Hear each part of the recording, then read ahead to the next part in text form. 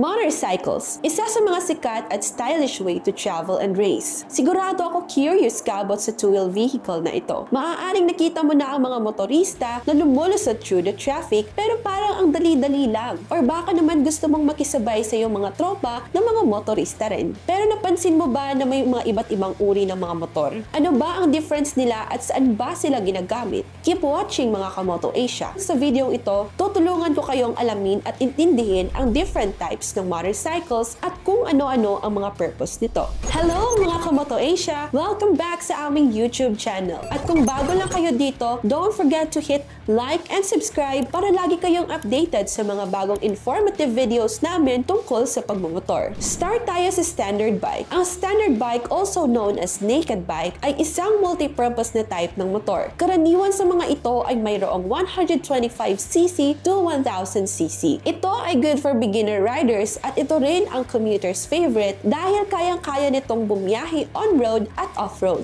Mas mura rin ito compared sa ibang model ng mga motor at magaan rin ang mga ito. Although of course it comes with its own downsides. Ang standard bikes ay mostly walang fairings o windscreen at karamihan ay wala ring tail fenders, but in any case, this is still a good pick bilang isang general use for commuting motorcycles. Next ay yung cruisers. Ang mga motor na ito ay may extended na front ends, swing arms, at modified frames. Comfortable din ito for long distance traveling. Customizable rin ito, tapos mas madali lang kontrolin ang throttle nito. Ang downside naman dito ay medyo magastos rin ito sa gasolina at most of the time limited ang ground clearance nito kaya medyo mahihirapan ka sa mga daang masyadong kurbada. Overall, ang cruisers ay para sa mga riders natin na mahilig sa mahahabang biyahe. Punta naman tayo sa sports bike. Ang sports bike ay designed for racetracks and para rin ito sa mga mahihilig sa mabibilis na mga motorcycles. This bike is for intermediate riders dahil ang mga bike na ito ay made for speed and agility. Basically, for racing. Magaan rin ang mga ito dahil ito ay designed for aerodynamic that allows riders to lean forward while they are driving at ma-increase ang side-to-side na maneuverability. Mataas ang seat height ng mga ito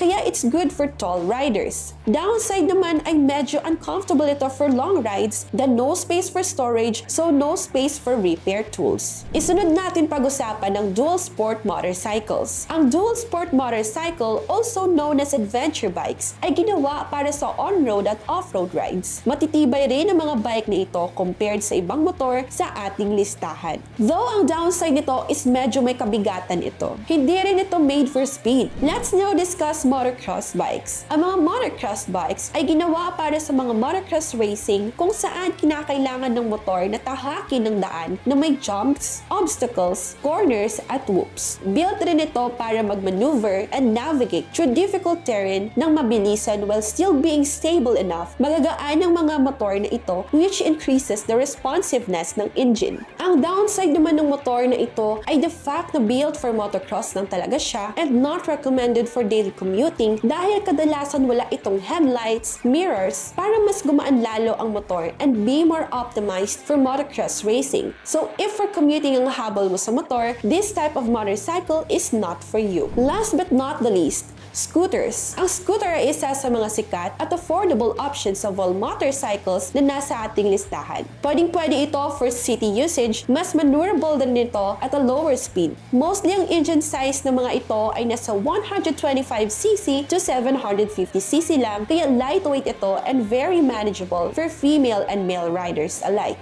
Ang downside naman nito ay hindi ito gaanong mataas ang top speed compared to other types of motorcycle. At ayan na mga Kamoto Asia, ang different types of motorcycles at kung ano-ano ang purpose nila. Sana nakatulong ang videong ito. Salamat sa panonood at kita-kits tayo sa susunod naming videos.